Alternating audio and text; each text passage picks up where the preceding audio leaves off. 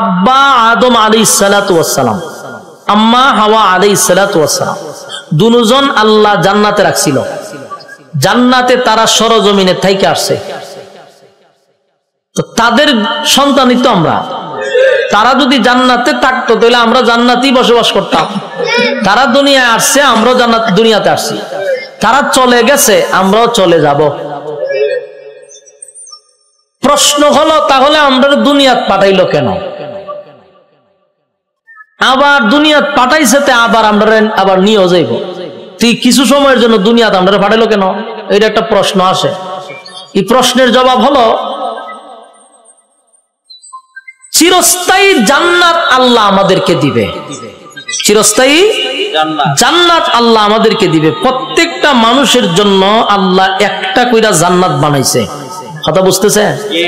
প্রতিটা মানুষের জন্য একটা করে জান্নাত আছে। আবু জাহেলের জন্য আল্লাহ জান্নাত বানাইছে, ফেরাউনের জন্য আল্লাহ জান্নাত বানাইছে, নমরুদের জন্য জান্নাত বানাইছে। প্রতিটা মানুষের জন্য একটা করে জান্নাত আল্লাহ বানায় রাখছে। তাহলে চিরস্থায়ী জান্নাত দিবে, এটা আল্লাহর ওয়াদা। কিন্তু চিরস্থায়ী জান্নাত পাওয়ার আগে এত বিশাল রাজত্ব পাবো এমনি ভাইলইব? এই জন্য আল্লাহ আমি জান্নাত সবাইরই দিব, কিন্তু জান্নাত পাওয়ার জন্য জানমাল কুরবানি দিতে হবে। তোমার জান্নাত আমি তোমাকে দিয়ে দিলাম, বিনিময়ে তোমার জানমাল আমাকে দিয়ে দাও। এই জন্য আল্লাহ আমাদেরকে ছোট্ট একটা পরীক্ষা দেওয়ার জন্য দুনিয়া নামক স্থানে পাঠাইছে। এটা মূল গোটা পৃথিবীটা হলো একটা পরীক্ষার হল। এই হলের ভিতরে পাঠাইছে আমাদেরকে পরীক্ষা দেওয়ার জন্য। পরীক্ষা চলবে দুনিয়ায়, রেজাল্ট আউট হবে পরকালে। বলুন পরীক্ষা কোথায়, রেজাল্ট কোথায়? পরকালে। পরীক্ষা দুনিয়ায়, পরকালে রেজাল্ট। এখন এই পরীক্ষা কি লিখছিলা, রেজাল্ট বাহির হওয়ার পরে বুঝবা তুমি কি আকামরা করছিলা। এই জন্য আল্লাহ দুনিয়াতে কাউকে বাধা দেয় না, স্বাধীনতা দিয়া দিচ্ছে। আর আমরা মনে করি যে আমরা তাহাজ্জুদ যে ব্যক্তি পড়ে এর তো কোনো সমস্যা নাই, আমি আহাম কোয়াম করি আমারও তো সমস্যা নাই, আমি আল্লাহর দেওয়া নিয়ামত খাইতেছি, হেও আল্লাহর দেওয়া নিয়ামত খাইতেছে, সেও মিষ্টি পানি খাইতেছে, আমিও মিষ্টি পানি খাইতেছি, সে যেভাবে নিয়ামত পাইতেছে আমিও সেইভাবে নিয়ামত পাইতেছি, অসুবিধা করি। কিন্তু এটা বুঝতেছি না যেটা আমরা তো পরীক্ষার হলে আছি, সবাইরই সুযোগ সুবিধা এক সমান। গান লেখার পরও যদি কাগজ কেউ ফিল আপ করে, তারে কাগজ চাওয়া মাত্র আরেকবার দেয়। সঠিক উত্তর লেখার পরে কাগজ ফিল আপ করলে তারও আবার কাগজ দেয়, সমান হলের ভিতরে। কিন্তু রেজাল্টের সময় বোঝা যাবে কে কতটুক করছে। আল্লাহ কয় আমি রেজাল্ট নিব পরকালে, পরীক্ষা নিব দুনিয়ায়। এই জন্য দুনিয়াত পাঠাইছে। সম্মানিত সুধী, এই পৃথিবী চিরস্থায়ী? বলুন চিরস্থায়ী? সবে মাত্র একটা পরীক্ষার হল। পরীক্ষা দিতে যতটুকু সময় লাগে ঠিক অতটুক সময়। নয়েজ দেয় কেড়ে, নয়েজ দেয় কেড়ে, শীষ দেয় কেড়ে, শীষ যাতে না দেয়। তাহলে এখানে প্রশ্ন হলো, রব্বে কারীম সময় দিয়া পাঠাইছে, সময়ের ভিতরে যা মনে চায় তা করো, কোনো অসুবিধা নাই। কিন্তু এটি চিরস্থায়ী না, হলের ভিতরে সবসময় থাকতে পারে। আমরা যে চিরস্থায়ী না সেটা আমরা বুঝি না। বলুন তো, আমাদের চলা ফেরা উঠা বসা দেখে বোঝা যায় আমরা যাবো কোনো দিন? আমরা ওই পৃথিবীতে যাইতে রাজি না, কেউ যেতে রাজি না, এবং আমরা কেউ যাইতে রাজিও না, কিন্তু আমরা যাইতেছি। বলুন আমরা যাইতেছি। কিভাবে যাইতেছি? আমি আপনাদের এই গ্রামের একজনকে আমার গাড়ির মধ্যে মনে করেন ঠাইনা জোর কইরা তুলছি, তোলার পরে ড্রাইভাররা কইলাম হেরে লইয়া আমার গাড়ির ভার্সল, গাড়ির ড্রাইভারও ছাইরা দিছে। মানে আপনারা এলাকার লোক গাড়ির গ্লাস খুললে চিল্লাইতে যে আমি যাব না, যাব না, যাব না। বলুন তো দেখি হে কি কয়? যাব না। যাইতেছে নি? হে যায় না গাড়ি যায়? গাড়ি যায়, কিন্তু এ কি কয়? যাব না, কিন্তু গাড়ি যাইতেছে। ঠিক তেমনি ভাবে আমরা দুনিয়াতে আইসা বলি যাব না, যাব না, যাব না, কিন্তু প্রতি সেকেন্ডে আমাদের হায়াতের গাড়ি যাইতেছে। এখানে যে বৈশা রয়েছেন, হায়াতের গাড়ি চলতেছে, প্রতি সেকেন্ডে চলতেছে। শ্বাসতলে বসে রয়েছেন, গাড়ি চলতেছে। সিনেমা হলে বসে রয়েছেন, গাড়ি চলতেছে। কাবার সামনে বসে রয়েছেন, গাড়ি চলতেছে। যেখানেই যান, জেনার মধ্যে থাকেন, গাড়ি চলতেছে। তাহাজ্জুদে থাকেন, গাড়ি চলতেছে। সব জায়গায় আপনার হায়াতের গাড়ি চলতেছে। কিন্তু আপনি বলেন যাবেন না, আপনি যাবেন না মুখ দিয়া বলেন, কিন্তু আপনার গাড়ি তো চলতেছে। বিষয়টা আমাদের খুব ভালো করে বোঝা দরকার। এই দুনিয়াত কেউ চিরস্থায়ী নয়। আমার আগে কেউ থাকতে পারছে? এই জন্য কবি বলেন, আমার আগে এই বাড়িতে বাস করেছে অনেক জন, তারাও গেছে আমিও যাব, রইব না আর বেশিক্ষণ। তারাও গেছে আমিও যাব, রইব না আর বেশিক্ষণ, থাকবো না। আর আল্লাহ বলেন, তোমরা কি মনে করছো আমি তোমরা অনর্থক বানাইছি? তোমরা কি মনে করো আমি অনর্থক বানাইছি? সাত আসমান, সাত জমিন, সূর্য, চন্দ্র, গ্রহ, নক্ষত্র, পাহাড়, পর্বত, সাগর, নদী, নালা, খাল, বিল, কীট পতঙ্গ, যা দেখো না সব বানাইছি হুকুম দিয়া, হুকুম দিয়া। বলছি হয়ে গেছে। আর তোরে বান্দা আমি হুকুম দিয়া বানাইছি না, আমি সময় লাগায়া বানাইছি। তুই কি মনে করছিস অনর্থক বানাইছি? আল্লাহ কোরআনে বলেন, আফাহাসিবতুম আন্নামা খালাকনাকুম আবাসান ওয়া আন্নাকুম ইলাইনা লা তুরজাউন। রব্বে কারীম বলেন, অনর্থক অকারণে নিষ্প্রয়োজনে আমি বানাই নাই। আল্লাহ কথা কিন্তু ক্লিয়ার করছে, অনর্থক বানাইছেন। এরপর আপনি যদি প্রশ্ন করেন তাহলে আল্লাহ কেন বানাইছেন, আল্লাহ জবাব দিতেছে, ওয়ামা খালাকাতুল জিন্না ওয়াল ইনসা ইল্লা লিয়াবুদুন। আল্লাহ বলেন, মানব দানব দুই জাতি বানাইছি ইবাদতের জন্য। বলুন কিসের জন্য? ইবাদতের জন্য বানাইছি। প্রথম আল্লাহ বলতেছে অনর্থক বানাই নাই, আবাস শব্দ দিয়া বলেন কখনো না অনর্থক বানাইছি না, ভাইব না তোমাদেরকে বেহুদা বানাইছি। আল্লাহ বলেন ইবাদতের জন্য বানাইছি। প্রশ্ন যদি করেন ইবাদত না করলে আপনি কি করবেন, আল্লাহ হয়তো কি করুম শুন, ওয়ালাকাদ যারানা লিজাহান্নামা কাসীরাম মিনাল জিন্নি ওয়াল ইনস। আল্লাহ বলেন মানব দানব দুই জাতিরে আমি, বহু মানুষ বহু জিনকে আমি আগুন দিয়া জ্বালাবো পোড়াবো। বলুন ছাইরা দিব না জ্বালাইবো আর পুরাইবো? কথা বুঝতেছেন নি? প্রথম কি বলছে, অনর্থক বানাইছি না, পরে কি কয় ইবাদতের জন্য বানাইছি। ইবাদত না করলে আগুন দিয়া জ্বালাবো পোড়াবো। ক্লিয়ার হয়ে গেছে? তার মানে আল্লাহ আমরা ছেড়ে দিত না, ছেড়ে দিব। আল্লাহ বলেন সমগ্র সৃষ্টি জগতের মধ্যে মানুষ তোর শ্রেষ্ঠত্ব দিছি, সমগ্র সৃষ্টি জগতের মধ্যে আমি তোর সম্মান আর মর্যাদা বেশি দিছি, সমগ্র সৃষ্টি জগতের মধ্যে তোর সৌন্দর্য বেশি দিছি, তোর মহব্বত বেশি করছি, নিয়ামত তোরে বেশি দিছি। এরপরও যদি নাফরমানি করস পরিণাম ভালো হবে। আফাহাসিবতুম আন্নামা খালাকনাকুম আবাসান ওয়া আন্নাকুম ইলাইনা লা তুরজাউন। রব্বে কারীম বলেন অনর্থক অকারণে আমি আল্লাহ তোরে বানাই নাই, নিষ্প্রয়োজনে বানাই নাই। বান্দারে আমি কেন বানাইলাম শুন, ওয়ামা খালাকাতুল জিন্না ওয়াল ইনসা ইল্লা লিয়াবুদুন। মানব দানব শুধুমাত্র কেবলমাত্র গোলামি করবি আমি আল্লাহ, গোলামি করবি আমি আল্লাহ। কুল কায়নাতের মধ্যে আমি সম্মান আর মর্যাদা তোরে বেশি দিছি। বান্দা আসমান বানাইতে আমি আল্লাহ মিস্ত্রি লাগাই নাই, জমিন বানাইতে মিস্ত্রি আমি লাগাই নাই, সূর্য চন্দ্র গ্রহ নক্ষত্র বানাইতে মিস্ত্রি লাগাই নাই। আল্লাহ শুধু বলছেন ইন্নামা আমরুহু ইযা আরাদা শাইআন আইয়াকুলা লাহু কুন ফায়াকুন। রব্বে কারীম বলেন আমি শুধু বলেছি কোন হয়ে গেছে, সব তো বানাইলাম আমি হুকুম দিয়া, কিন্তু মানুষ তোরে আমি বানাইছি আমি আল্লাহর কুদরতি হাত দিয়া। কুদরতি হাত দিয়া তোরে বানাইছি, তাহলে কত মহব্বত দিয়া বানাইছে। এরপরে রব্বি কারীম বলেন কুদরতি হাত দিয়া বানাইয়া শেষ নয় গো, আল্লাহ বলেন গোটা সৃষ্টি জগতের মধ্যে আমি তোর থেকে সুন্দর কাউরে বানাই নাই। আসেনি এলাকার সুবহানাল্লাহ? তা আপনারা কোন সময় সুবহানাল্লাহটা কন? আমার কইবেন নি? আপনারা এলাকার ঠাডা বললে সুবহানাল্লাহ কন, তো কোন সময় কন আমার কইয়েন? আমি তো জানি না।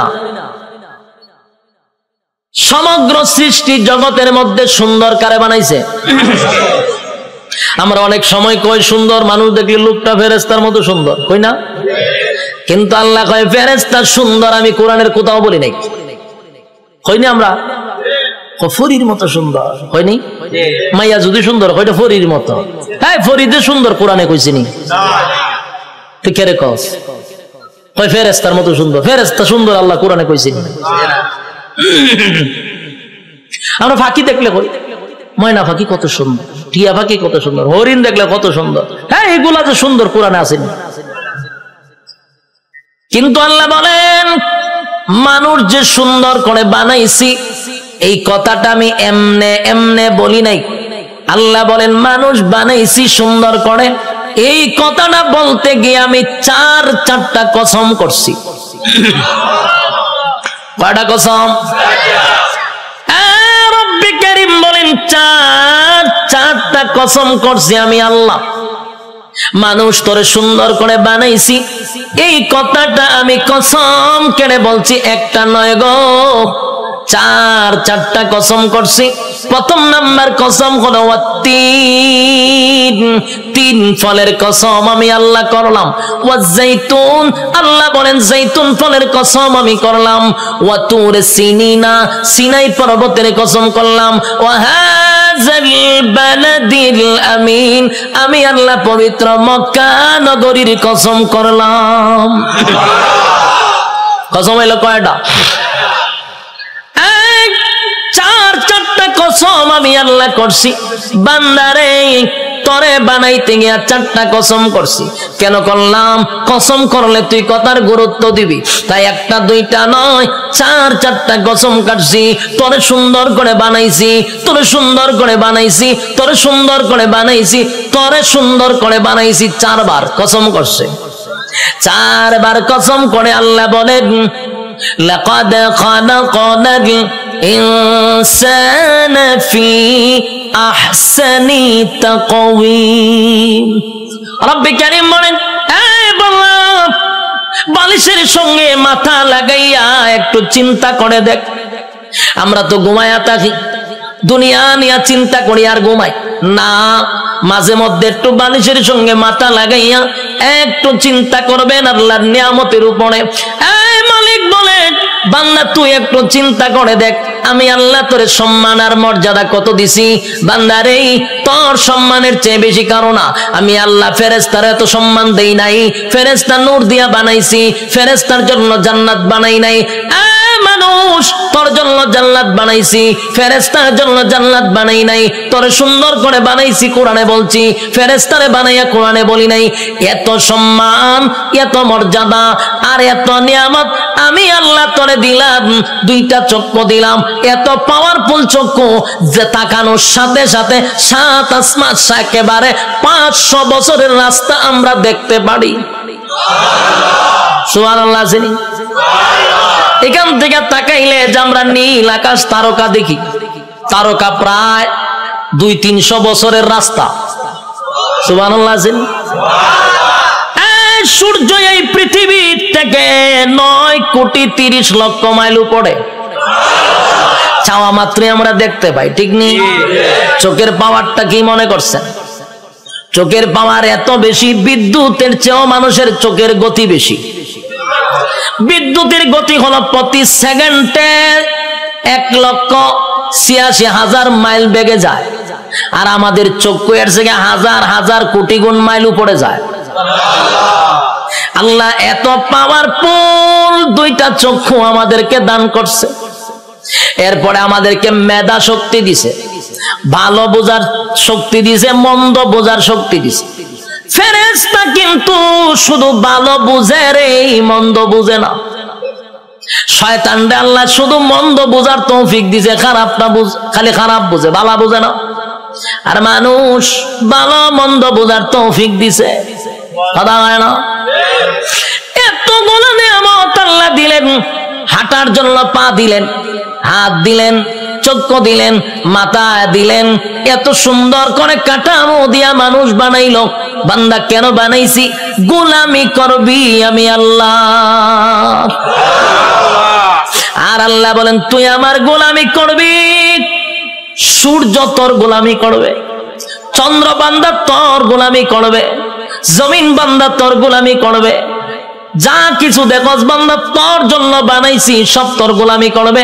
তুই শুধু আমি আল্লাহর গোলামি করবি। কিন্তু মানুষ এত বড় পোল্ট্রি বাজ, মানুষের যে পোল্ট্রি বাজ কেউ নাই, মানুষের চেয়ে অকৃতজ্ঞ আর কেউ নাই। মানুষ এত কৃতজ্ঞ, একটা প্রাণীর মধ্যে যে কৃতজ্ঞতা আছে মানুষের মধ্যে নাই। একটা কুকুর হলো সবচেয়ে নিকৃষ্ট প্রাণী, কিন্তু কুকুরটারে 2 দিন খাবার দেন, আপনি 2 দিন খাবার দেন, আপনার পিছু ছাড়বে না। 1 মাস পরেও যদি আপনি কুকুরটার কাছে আসেন, কুকুর আপনারে দেখলেই বুঝতে পারবে আপনি তারা খাওয়াইছেন। কিন্তু মানুষরে মানুষ খাওয়াইতে খাওয়াইতে পেট ভরায়া দেয়। মানুষরে এত কিছু করার পরও মানুষ সেটা মনে রাখে না, মানুষ কৃতজ্ঞতা প্রকাশ করে না। আল্লাহ বলেন বান্দা শুন, একটা মাছ যেইভাবে পানির নিচে ডুবন্ত থাকে, আমি আল্লাহ কিন্তু মানুষগুলারে এইভাবে পানির নিচে ডুবায়, আর যেইভাবে মাছ রাখি তোদেরকে নিয়ামত দিয়া ডুবায় রাখছি। নিয়ামতের মধ্যে আমরা ডুবন্ত, মাছ যেইভাবে পানির নিচে ডুবন্ত, বান্দারে আমি তোর নিয়ামত দিয়ে এইভাবে ডুবায় রাখছি। বান্দা শুন, এতগুলা নিয়ামত আমি আল্লাহ তোরে দিলাম, কোন নিয়ামতের অস্বীকার করবি? ক পারবে না। ফাবিআই আলাই রাব্বিকুমা তুকাযিবান।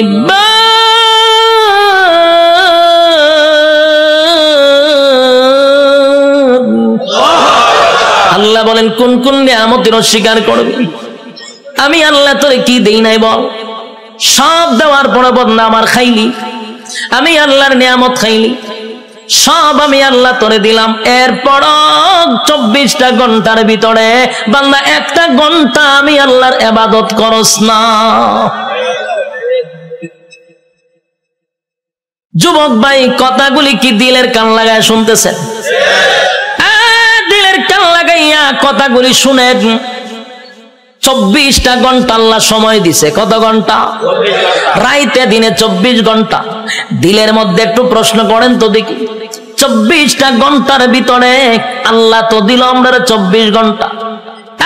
যুবক, নিজেরে নিজে প্রশ্ন করো, 24টা ঘন্টার ভিতরে আমার মালিক রে তুমি কয় ঘন্টা দিছ? একজনের কথা হয় না, 1 ঘন্টাও মালিক রে দেয় না। আল্লাহ কয় তুই ভাবছ আমি তোরে ছাইরা দিব? আমার নাম রহমান, দয়া মায়া বেশি। আল্লাহর দয়া মায়া বেশি। আমরা খালি ওয়াজ শুনছি আল্লাহর দয়া মায়া বেশি। রহমান নামের গুণ হলো আল্লাহর দয়া মায়া বেশি। আল্লাহ যত বড়, আল্লাহর মায়া দয়া তত বড়। শুধু ওয়াজটা শুনছি, কিন্তু এরপরের ওয়াজ শুনছেন। আল্লাহ বলেন আমি যত বড়, আমার আযাব আর গজব কিন্তু বান্দা অত বড়। আমি সবাইরে ছাড় দেই, কিন্তু ছাইরা দেই না। ফেরাউনরে আমি ছাড় দিছি, ফেরাউনারে আমি ক্ষমতা দিছি। ক্ষমতা দেওয়ার পরে নিজেরে নিজে খোদা দাবি করছে। ফেরাউন খোদা দাবি করছে, আল্লাহ তার এরপর ছাড় দিছে। কিন্তু যখন বেয়াদবি করছে পয়গম্বরের সঙ্গে, আল্লাহ কয় আর তোরে ছাড় দেওয়া যায় না। ফানিতে সুবাইয়া সুবাইয়া ফেরাউনারে মারছে। সাইরা দিছিনি না। নমরুদ নিজের খোদা দাবি করছে, আল্লাহ ছাড় দিছে। নমরুদ একবার তীর মারছে আকাশের দিকে, কক্কেরে মারছ কাল্লা মাইরালাম। আল্লাহ কয় ফেরেশতা রে তীরের মধ্যে একটু রক্ত লাগায়া দে। রক্ত লাগায়া দিছে। রক্ত যখন তীর যখন ফিরে আসছে তীরের মধ্যে ছায়া কয় আল্লাহ মাইরা লাইছি। নাউজুবিল্লাহ। এর সাথী সঙ্গীরা ডিজে গানের আয়োজন কর, কে রে নাচু, কে রে আল্লাহ মাইরা লাইছি। নাউজুবিল্লাহ। আল্লাহ এর পরে ছাড় দিছে। কিন্তু যখন ইব্রাহিম খলিলুল্লাহর সঙ্গে বেয়াদবি করলো, আল্লাহ কয় এখন ধরা দরকার। হে আমার লগে যুদ্ধ করব, তীর মারে। আমি আল্লাহ তোর সঙ্গে যুদ্ধ করতে তীরের প্রয়োজন নাই রে। মশার মধ্যে একটা প্রতিবন্ধী মশা, বালা কোনো মশা নেই। কিতাব লেখছে বালা কোনো মশা না, একবারে প্রতিবন্ধী ভাও একটা নাই। আল্লাহ কয় কইরে আসত নি ফাঁসি, তোর ভাও আসেনি, ফাল্লা আমার ভাও নাই। তো যা নমরুদের না খাতে গিয়া ঢুক। ল্যাংরা মশা না খেতে গিয়া ঢুকছে, ঢুকিয়া একেবারে ডাইরেক্ট মগজও চলে গেছে। মগজ বইয়া আর পরে ইনসুলিন দেয়, সুই ঢুকায় আর সুই বাইর করে। যেই সুই ঢুকায় যে মগজ, একটা লাফে তিনা তুলছে নমরুদ। যা পার্লামেন্টে বইয়া রয়েছিল, মশায় যখন খামড় দিছে পার্লামেন্টের নাচ শুরু করছে ডিজে গানের মতো, উরুম দুরুম নাচে। সে আরো বিভিন্ন মন্ত্রীরা বসা, দেশের বিভিন্ন জায়গার থেকে অনেক রাষ্ট্রপতিরা আইছে। আয়াজন দেহে দেশের বাদশাহ এইভাবে ডিজে করে পার্লামেন্টে বসে। এটা কি পাগল নেই? ও পাগল তো আসি না, হঠাৎ করে নাচে কা। ও নাচতে নাচতে মশাও তো কম খারাপ না, কারণ টেং টুং যেদিন না থাকে এরা মারাত্মক খারাপ থাকে। এই মশা কিন্তু মারাত্মক খারাপ, হেদের সুই ডুগা যে বাইর করে না। আর এইদিকে নমরুদ্দা ডিজে গানের মতো নাচতেছে, কোনোভাবেই ব্যথা কমে না। নাচে মানে ঘটনা কিটা যা পায় তা দিয়ে মাথার তা পায়, কোনোভাবেই ব্যথা কমতেছে না। হঠাৎ আসেন জুতা একটা গাছ, এটা জুতাটা মারছে মাথার বাড়ি। সেই জুতাটা মাথার বাড়ি মারছে, জিব্রাইলে আবার যোগাযোগ রাখতেছে মশার সাথে। মশারে ফোন দিয়া কইছে তাড়াতাড়ি ছাইরা দে, ইনসুলিন টাইনা তুল।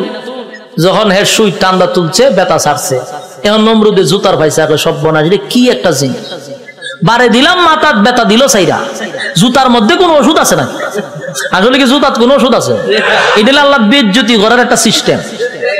জুতাটা বাড়িছে, ব্যথা কমে গেছে, তার মানে জুতা আল্লাহ ব্যথা কমাইতেছে। এখন এই জুতা রেখে দিছে দাঁড়ে, রেখে টেনশনে করে আছে, কি ব্যথা উঠলো, জুতাটা বাড়ি দিলে ছেড়ে দিল। আবার কথা বলতেছে বিভিন্ন দেশের মন্ত্রী এমপির সঙ্গে, আবার মশায় সুই একটা ঢুকাই দিছে, টাস করে জুতাটা বাড়ি মারছে, ছেড়ে দিছে। আল্লাহ মশারে হলো করে এটা তোর ডিউটি, কাজ চালায়া যা। হতেন পরে পরে ঢুকাইবি, জুতাটা বাড়ি দিলে ছেড়ে দিবি। মশা হতেন পরে ঢুকায়, জুতাটা বাড়ি দেবার পাই গেলা, আবার ঢুকায়, জুতাটা বাড়ি দেবাই গেলা। এই হইল জুতার বাড়ি শুরু।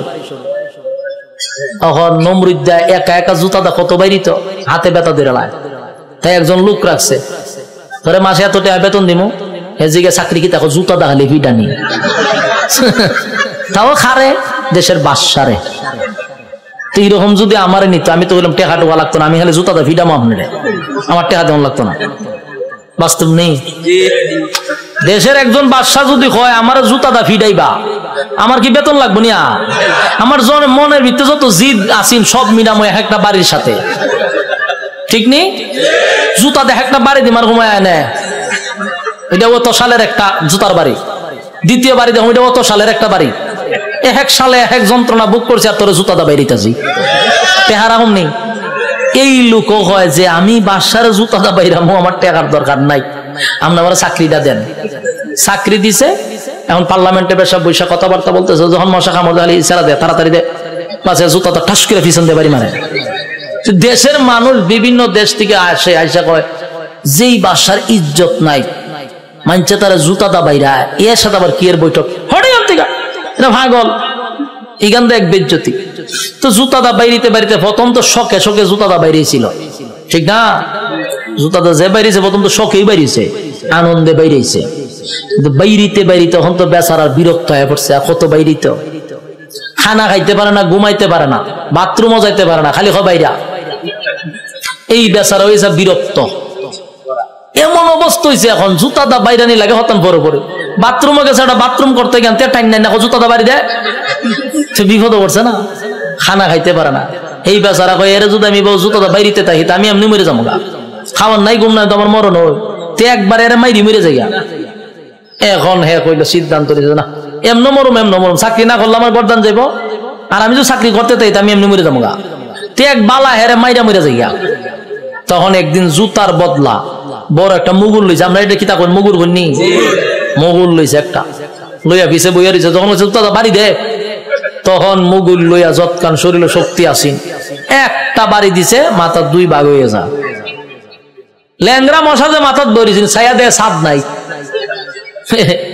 ছাদ নাই, মশায় চিন্তা করবো যেরকম একটা নোংরা পরিবেশে আর বন যায়, মশা গেছে না, নমরুদ্দা শেষ নি। কার সাথে পাল্লা লইছিল? আল্লাহ মারছে কেমনে? জুতা দা ফিডাইয়া মারছে। এই জন্য আল্লাহ ছাড় দেয়, ছেড়ে দেয় না। বুঝসারে চিনেন না আপনারা? এখানে যারা বয়স 30 আছে এরা বুঝসারে চিনব। ডব্লিউ বুশ হে কিন্তু কম করছে না, এইটা আমরা দেখছি। হে অনেক মুসলমানের রক্ত দিয়া গোসল করছে, হে কম করে নাই। শেষে আল্লাহ হেরও কিন্তু সাংবাদিকের জুতা দা ফিডাইছে, এক সাংবাদিকের জুতা দা বাড়ি মারছে। আর এই জুতার দাম অনেক হয়ে গেছে গা, এটি জাদুঘর আছে। আল্লাহর মায়ের আস্তে আস্তে ছাড় দেয়, ছেড়ে। যারা জুলুম করতেছেন, যারা জুলুমের মধ্যে আছেন, যাই না রাখেন জুলুমের শেষ আছে। যারা জুলুম করে তাদের দুইটা শাস্তি, একটা দুনিয়ায় একটা পরকালে। দুনিয়ায় ততক্ষণ না পর্যন্ত আপনার মৃত্যু দিবে না যতক্ষণ আপনাকে দুনিয়াতে আল্লাহ চরম পর্যায়ের বেজ্জতি না করবে। চরম পর্যায়ের বেজ্জতি করার পর আপনার মৌত দিবে আল্লাহ। এরপরে পরকালে তো আছে কুবা শামসুর মতো, ইচ্ছা মতো কুবাইব। বাস্তব না বাস্তব? সাইজ কিন্তু আল্লাহ ছেড়ে দিত না, জনমের সাইজ করবো। এই জন্য যারা জুলুম করেন স্পষ্ট শুনে রাখেন, প্রথম নাম্বার কথা হলো ততক্ষণ না মরবেন না যতক্ষণ আপনার আল্লাহ দুনিয়াতে চরম পর্যায়ের বেজ্জতি না করবে, অপমান করবে। এরপরে মৃত্যু দিবে, আর পরকালে তা আছে ওয়াং সাং সুচি কি তাই ইজ্জতে আসেনি, তাইরে জনমের দেওয়া দিতাছে। এখন বন্দি করে রাখছে, পারমার মুসলমানের রক্ত খাইছিল না, তাই রক্ত চুষা খাইতেছে। আরো বেজ্জতি হইব, আরো দেখবেন সামনে, অপেক্ষায় থাকেন। বাকিটা দেখার বয়স আপনারা রয়েছে, আল্লাহ দেখাইব। আল্লাহ বলেন ছাড় দেই কিন্তু ছেড়ে দেই না। আমি যখন ছাড় দেই বুঝিস না আমি তোরে ছাইরা দিছি। ধরব যেদিন আমি আল্লাহ ধরব, জনমের ধরা ধরব, পৃথিবীর কেউ তোরে রক্ষা করতে পারবে না। আমি আল্লাহর নিয়ামত খাইয়া আমি আল্লাহর নাফরমানি করস, ছাইরা দিব না, কিন্তু জনমের ধরা ধরব। যুবক ভাই, আমি আপনাদের উদ্দেশ্যে বলতে চাই, আল্লাহর দেওয়া নিয়ামত খাইয়া, নিয়ামত খাওয়ার পরে যে আল্লাহর নাফরমানি করতেছি, রাইতে দিনে 24 ঘন্টা পাইয়াও 1টা ঘন্টা আল্লাহর দেই না। ইমাম সাহেব যদি বলে আসেন না একটু নামাজে যায়, উত্তর দেয় হুজুর নামাজের সময় নাই। যদি কয় আসেন না মাহফিলে যাই, আমার সময় নাই। বেচারা খুব ব্যস্ত, সময় নাই, সময় নাই, সময় নাই, যে কোনো বিষয় লোক আমার সময় নাই। প্রশ্ন হলো তোমার সময় নাই, সময় নাই, কিন্তু যেই লোকটা বলছে নামাজের জন্য সময় নাই, ওয়াজ মাহফিলের জন্য সময় নাই, এই লোকটারই দেখবেন ব্যবসার জন্য সময় আছে, চাকরির জন্য সময় আছে, বন্ধুদের আড্ডায় সময় আছে, বিশ্বকাপ খেলা 90 মিনিট দাঁড়ায়া দেখার সময় আছে, বিভিন্ন জায়গায় আড্ডায়, কফি আড্ডায় সময় আছে, সব জায়গায় বেচারার সময় আছে। সময় নাই শুধু আল্লাহর বেলা। আল্লাহ বলেন সময় তো আমি দিছিলাম, সময় কাটা দিছে আল্লাহ। বলেন সময়ের মালিক আমি তোরে সময় দিলাম রে, আমার দেওয়ার সময় পাইয়া আমারে দিলি না, মন গড়া সময় নষ্ট করলি। বান্দা আমি পাই পাই পাই পাই করে তোর কাছ থেকে হিসাব নিব, বান্দা হিসাব না দিয়া সামনে আগাইতে পারবি না। আপনারা কিতা মনে হয় আল্লাহ আমরা সেইটা দিব হিসাব না নিয়া? হিসাব নিব। আগেই বলছি অতগুলা নিয়ামত আল্লাহ আমরা দিছে, এমনে ছেড়ে দিত না, হিসাব না নিয়া। কথা কয় না? একটা এক্সাম্পল দিই, সহজে বুঝতে পারবেন। আপনারা আর মনে করেন চরপেশন সবচেয়ে ভালো হোটেল, সেখানে মনে করেন একজন লোক ঢুকছে খানা খাওয়ার জন্য, একজন লোক ঢুকছে, ডুইকা যারে অর্ডার দেয় তার নাম কি? মেসিয়ার। মেসিয়ার কইলো ভাই খানা নিয়ে আয়, কি আছে? তো দেখবেন মেসিয়ারের একটা অভ্যাস হলো একটা নাই 50টা নাম কইব। গুড়া মাছ আছে, বড় মাছ আছে, উইল মাছ আছে, তারপরে আপনার গরু আছে, ছাগল আছে, কতটা হয় না? আমি অনেক সময় কিচ্ছু বুঝি না, তাই একটা না হয়, তাই আমি ভাই হাফিজি পড়া লাগতো না, তুই আস্তে আস্তে একটা একটা করে